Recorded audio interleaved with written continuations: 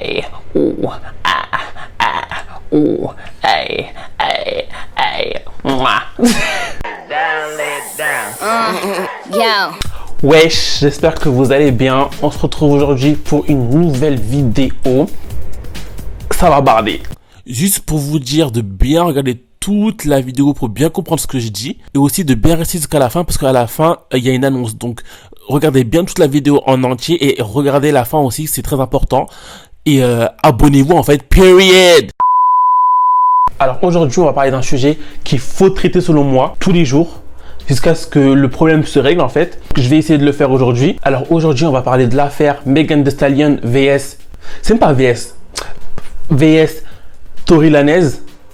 Tory Lanez, c'est ça? Tory Mayonnaise, je sais pas c'est quoi, Tory, bref. Alors pour ceux qui la connaissent pas, Megan Thee Stallion, c'est la rappeuse qui explose tout en ce moment. Elle a eu 2 numéros 1, c'est elle qui chante I'm a Savage.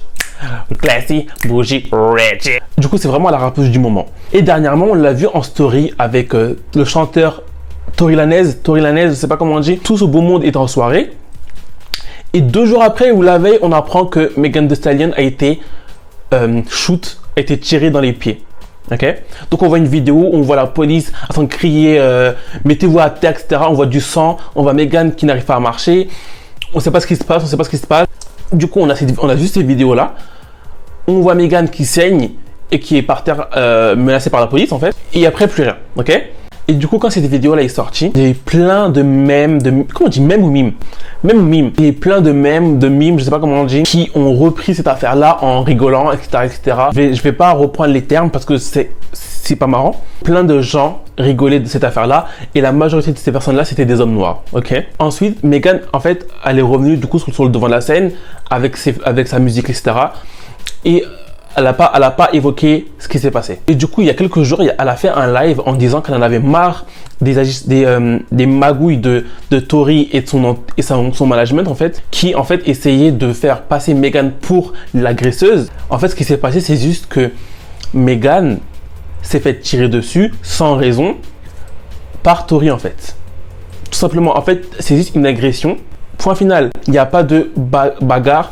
Il n'y a pas de tu m'as trompé ou je sais pas quoi. Non, Megan a dit c'est juste une agression. Donc arrêtez de mentir sur moi par internet en disant que je t'ai frappé, en disant que tu voulais coucher avec Kylie, du coup nanana. Non. Et du coup en fait on peut se demander pourquoi cette méga star Megan Thee Stallion qui a 2 numéros 1 au début de sa carrière, qui a fait un featuring avec Nicki Minaj, Beyoncé, Cardi B, pourquoi cette Megan se retrouve à se faire shoot en fait par un chanteur aussi ultra connu en fait. En gros, c'est juste que c'est le schéma basique de la relation homme noir, femme noire en fait. C'est-à-dire que l'homme noir est le premier oppresseur de la femme noire. Et c'est pas parce que Megan est ultra riche, ultra connue, ultra talentueuse qu'elle échappe à ce schéma-là d'oppression. Même avec autant d'argent, même avec autant de talent, autant de fame, elle se retrouve oppressée par l'homme noir en fait. On peut dire aussi que vas-y, ça arrive que là-bas, les Américains sont fous, etc., etc. Nanana. Mais non, on a eu la même chose en France avec Aya qui a été agressée, qui a été battue carrément par Niska. Et en plus, on peut voir que dans ces 2 relations-là, la femme noire, c'est-à-dire Megan et Aya, ont essayé de protéger leur agresseur qui est un homme noir, qui est d'un côté Tory et d'un côté Niska. Megan a dit qu'elle ne voulait pas le dire parce qu'elle avait peur, non seulement pour sa vie et non seulement pour la vie de tout le monde, parce qu'elle avait peur que quand la police arrive, on demande ce qui se passe. Megan dit je me suis fait tirer dessus. Ils sont tous morts en fait. Et Aya, elle a voulu rien dire parce que je sais pas, elle a pas parlé dessus, mais je pense qu'elle a voulu protéger tout simplement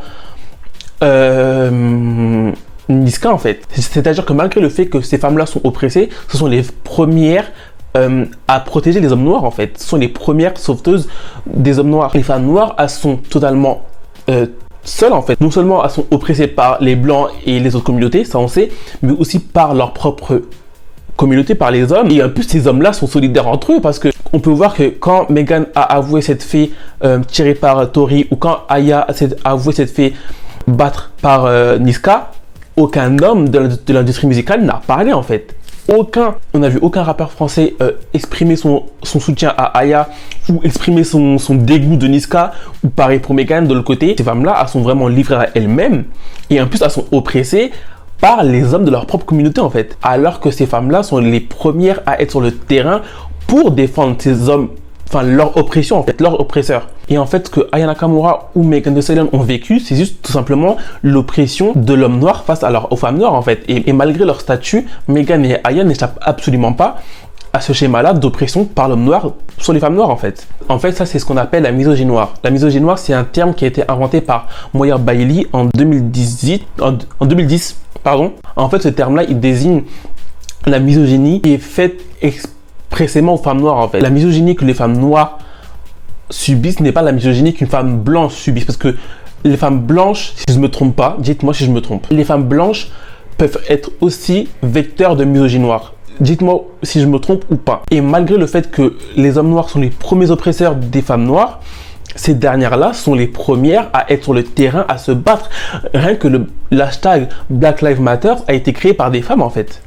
Et tous les combats qui sont là pour défendre la vie des hommes noirs en fait, parce que au final, les plus impactés par les violences policières sont les hommes noirs.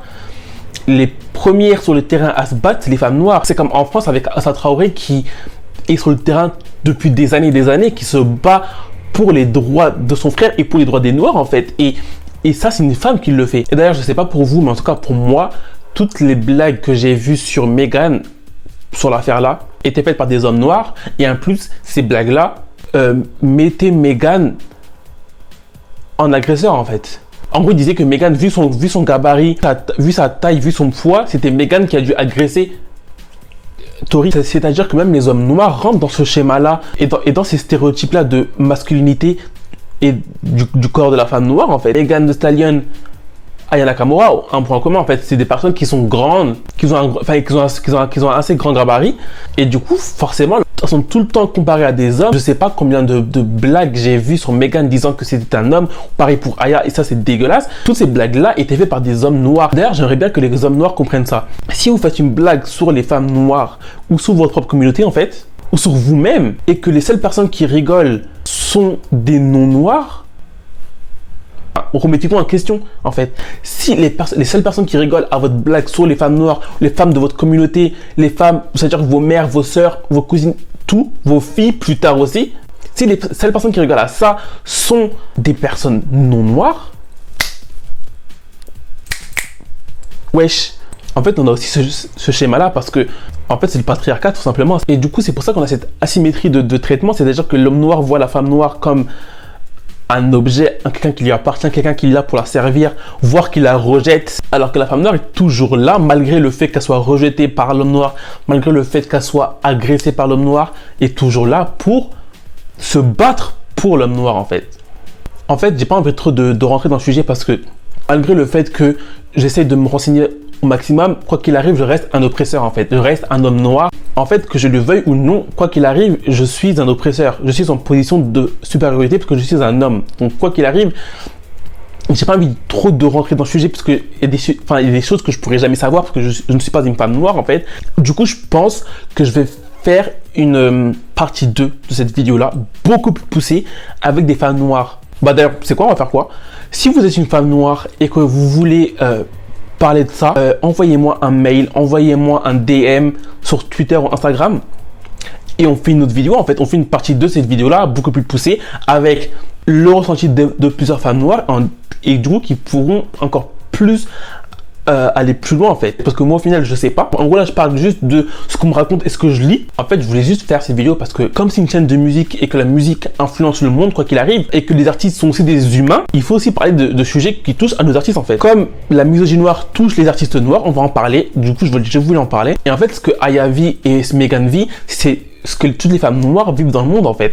Tu vois dans le sport, tu vois que Serena Williams a vécu la même chose en fait. Serena Williams a été oppressée par tous les gens sur internet pendant des années par des hommes noirs sur son physique, sur sa manière de se comporter, enfin n'importe quoi. Moi j'ai juste fait ces vidéos pour montrer que en fait que les artistes noirs vivent comme Megan Thee Stallion, comme Serena Williams ou comme Aya Nakamura vivent. En fait c'est tout simplement ce que les femmes noires vivent en fait. Et du coup malgré le fait qu'Aya Nakamura soit numéro 1 en France et que Megan soit numéro 1 dans le monde entier, elle n'échappe pas à l'oppression des hommes noirs. Et ça en dit long sur le chemin qu'on a à faire. Parce que si ces femmes-là qui sont au-dessus socialement, entre guillemets, sont oppressés par des hommes noirs. Enfin, imaginez-vous la situation des femmes noires qui n'ont pas de moyens, qui n'ont pas autant d'argent pour s'échapper de leur agresseur. Vous voyez ce que je veux dire ou pas? Du coup, je veux grave savoir ce que vous en pensez. Je veux absolument savoir ce que vous en pensez. En fait, là, du coup, c'est juste moi qui parlais avec du peu de connaissances que j'avais. Et en fait, c'est mon ressenti sur ce que je vois en fait. Donc, si j'ai dit des erreurs, si vous voulez me corriger, si vous voulez débattre avec moi, s'il vous plaît, commentez. Si vous êtes une femme noire et que vous voulez en dire plus sur ça, envoyez-moi un DM, un mail. Tout est en barre d'infos, dites-moi tout. Du coup, likez la vidéo, abonnez-vous, partagez la vidéo, commentez, dites-moi ce que vous en pensez. Je veux grave savoir. Et on se retrouve très bientôt pour de nouvelles vidéos. Salut!